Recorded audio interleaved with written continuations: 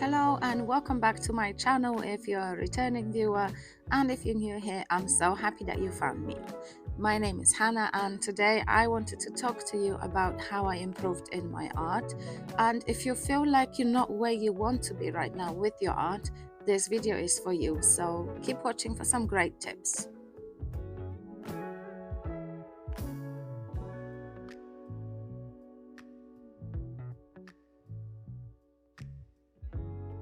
For this, I will be painting in my sketchbook. This is my sketchbook number 10. It was an old grey cover, but I painted it, and you will see a link to that video in the top corner. I will also be using my favorite watercolors by Roman Schmal and a selection of brushes. I'm using Pro Arty Pro Lean brushes.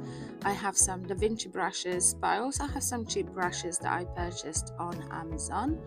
And for my ink drawing, I will be using my Sailor Fude de Manen pen with platinum carbon ink.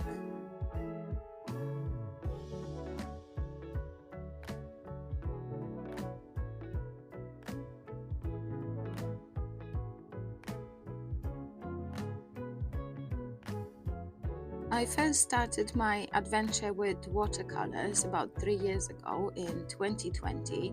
I was going through a very difficult time, and painting with watercolors felt like therapy for me. When I was painting, I didn't really think about anything else except the colors that I put down on a page and how the watercolors react with water and with the paper. And it really helped me to get through those difficult times.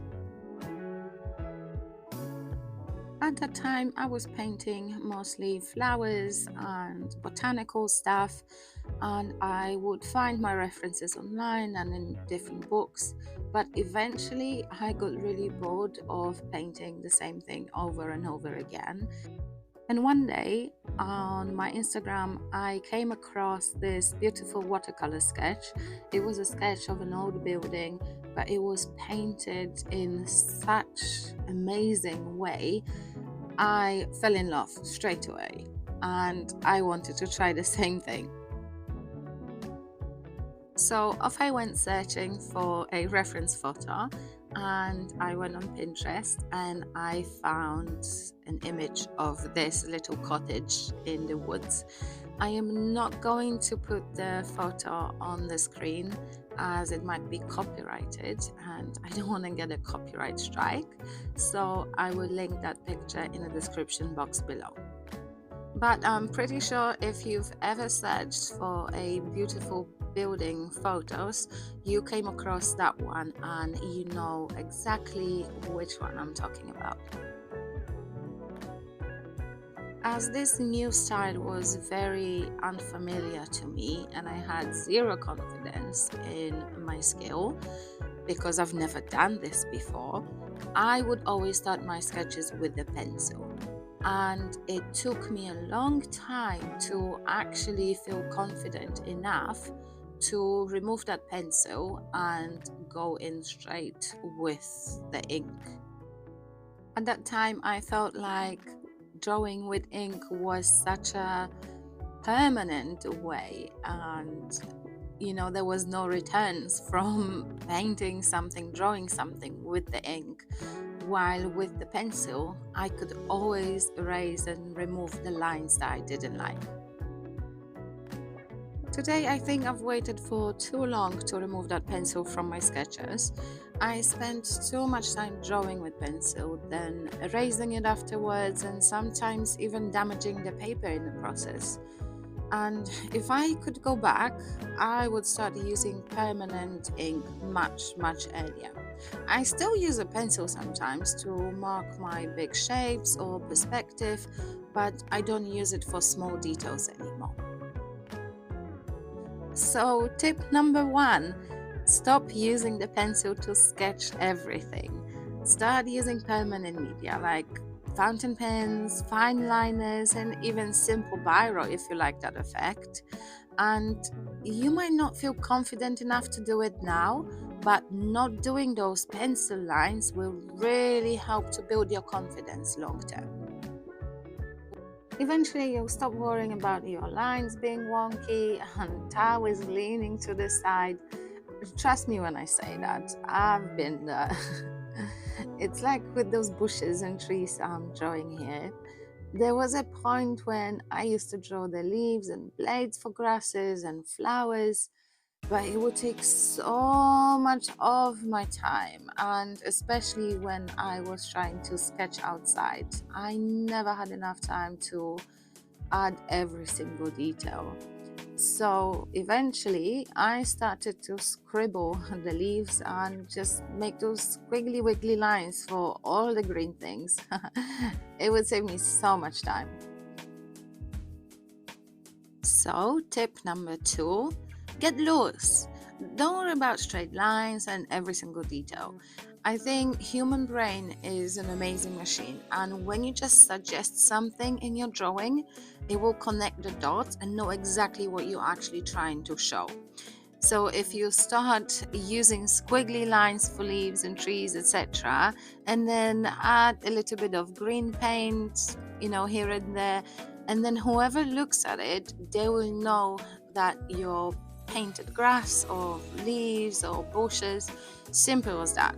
And it will save you so much time. Those 2 tips probably don't apply to people who want to paint realistically, but they will work for all the other sketches. Here I started coloring my sketch. First thing that I'm doing is creating an underpainting. I mixed yellow ochre with a warm yellow shade and plenty of water, and I apply it all over the page. This will help me to achieve this nice warm tone in my painting, and it will also cover any white areas that might show through later. I never used to do that before, but in time I found that it helps me with starting the actual painting, because I think white page can be so scary.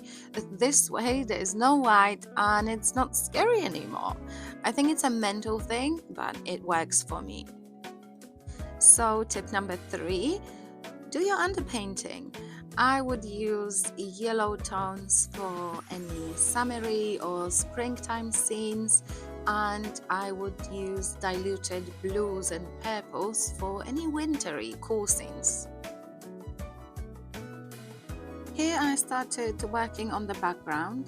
I added a light green color pretty much everywhere where trees and bushes are, and I'll let it dry for a bit and then build my layers on top.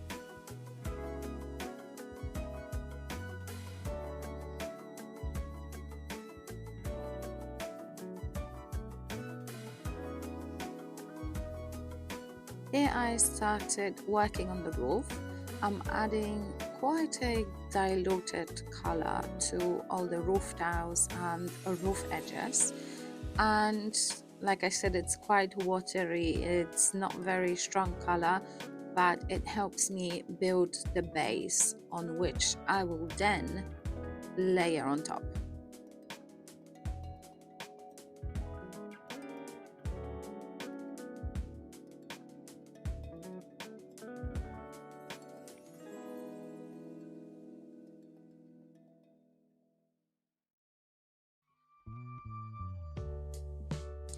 Time for tip number 4, and this tip is work in layers. As you've seen on my old drawing, I pretty much didn't do any layers and the painting looks flat and not very interesting. And by working with layers, you create depth in your painting. Sometimes I work on top of a slightly wet layer and let the colors mix, like I did with the background trees. And then sometimes I wait for my layer to dry or dry it with a heat tool and work on top of a dry one.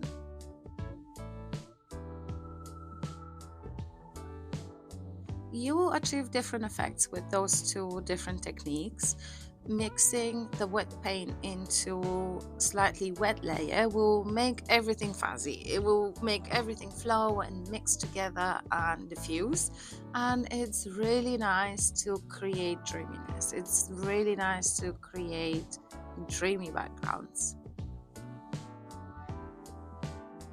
On the other hand, if you work on top of a dry layer, you can be a bit more precise and add some more details. Working with layers will also help to improve the vibrancy of your colors. You can clearly see how the colors seem to be fading slightly as they dry, and by adding layers on top of the previous ones will help to make it more vibrant and saturated. And you can see I go over the same area of the painting at least 2-3 times just to make the colors nice and vibrant.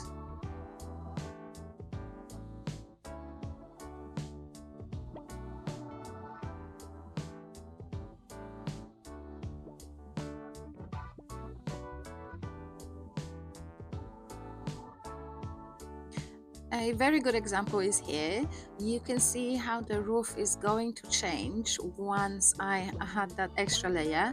Before it was just flat looking, and by adding those short brush strokes to the tiles, it makes them stand out more and make them look separate.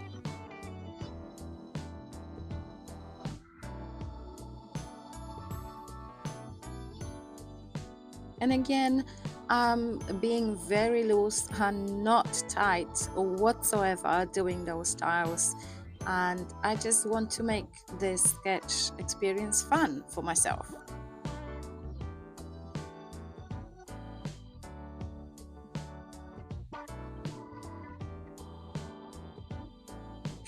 I have to mention something here.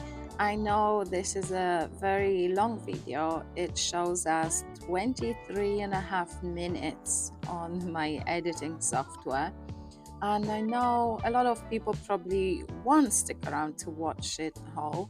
But for those of you that will, I just wanted to say a big thank you, because I wanted to share my full, absolutely full sketching process. I didn't cut this video at all. What you can see is exactly how I painted this. There is nothing that's been cut out. All you can see is transitions, not transformation. But I have to say this video was sped up, so twice the speed. It took me just under an hour, or about 45 minutes to complete this painting. And yeah, it would be too long to post on YouTube, so I sped it up twice the speed.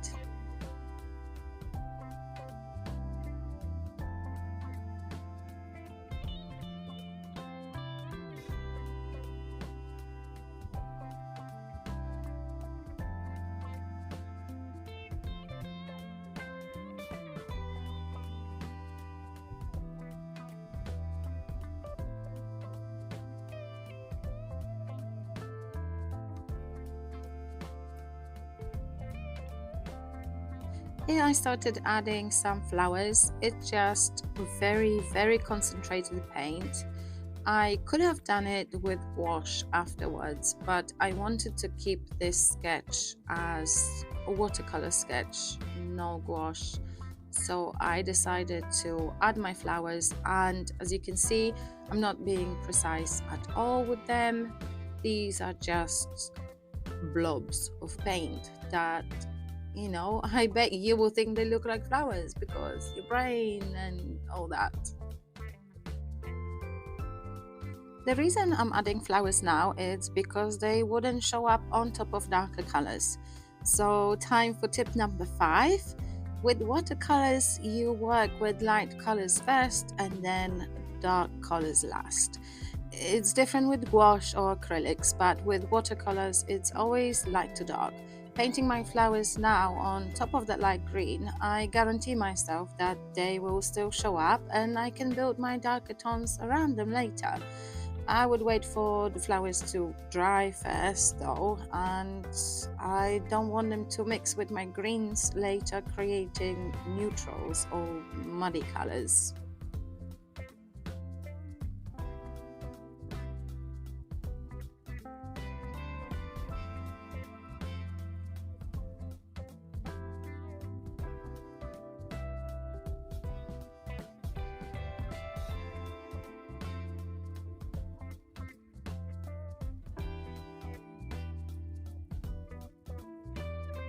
Here I started painting my trees, and just before that I added some extra lines with a brown paint to create tree trunks, and I've done that on top of those fuzzy ones. So time for tip number 6. Fuzzy and blurry things will seem far away, and sharp lines, more distinct ones, will seem closer to us, and you can use that to create a sense of depth in your painting, and it will also create a sense of distance.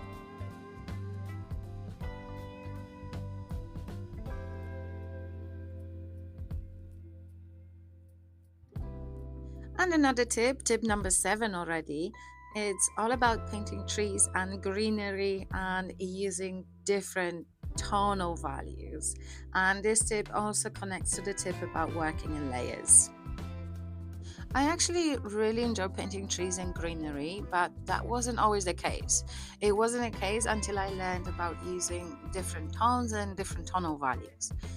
Because I already had that very light green layer that I've done in the beginning, I can use it to serve as my highlight layer. And then I add a medium green as a transition color, and then my dark green for the shaded areas of the trees and the bushes. And I let those colors mix and flow into one another a little bit.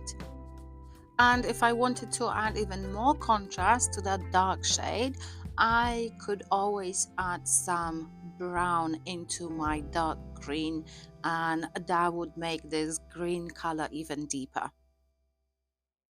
So yeah, work with layers and work with different tones of the same color. So like light, dark, even extra dark if you have to. And let those colors mix and flow into another. And then you will create a little bit more contrast and a little bit more depth in your painting.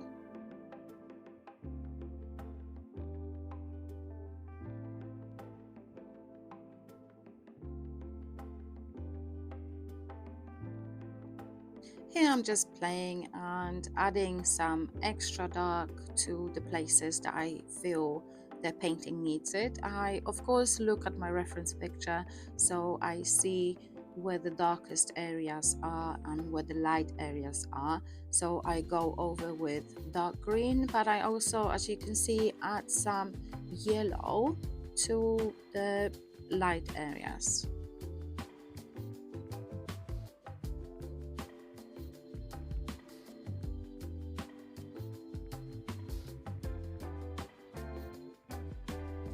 And even though this painting is not finished yet, just look at the difference between those two sketches, the old one and the new one. The new one looks so much nicer already.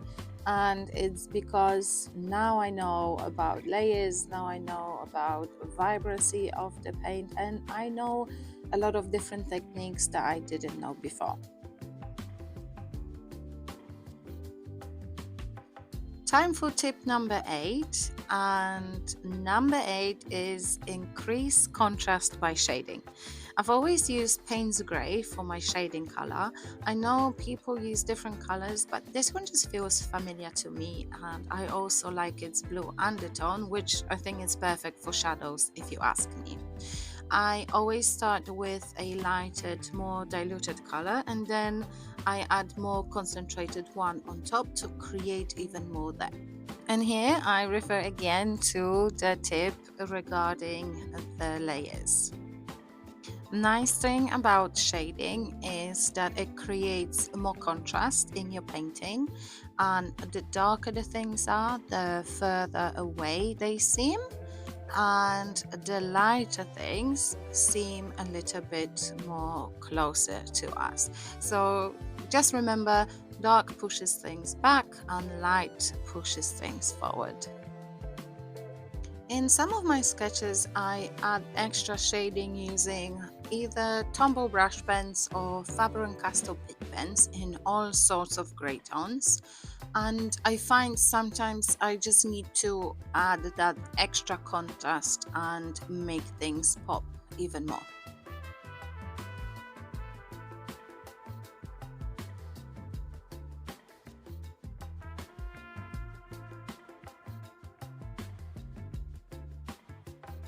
And now it's time for tip number 9, and it's all about good quality paint and brushes. Some of the other tips would be difficult to achieve if your paint or brushes are not of good quality. I used lower quality paint and brushes before, and it would frustrate me so much sometimes when I tried to lay it on top of the previous layer and the paint moves, or I keep losing bristles from my brush and then I try to pick them up and leave fingerprints on my page. It was like, ah! So even though it might be a bit more expensive, try investing into a good quality paint and brushes. You don't need all the colors in your palette. Just start with a few basic ones and learn how to mix them, and slowly you can build your palette over time. And it's the same with brushes. Really, you just need 3 in my opinion. Large brush to cover a big area quickly, like a mop brush, then a medium size and a detail brush. And you can work wonders with only those 3. You see a lot of supplies on my desk, but I've gotten them over a long period of time and I just found what works for me and what doesn't. And if you're interested, all my supplies that I used here will be listed in the description box below. So have a look.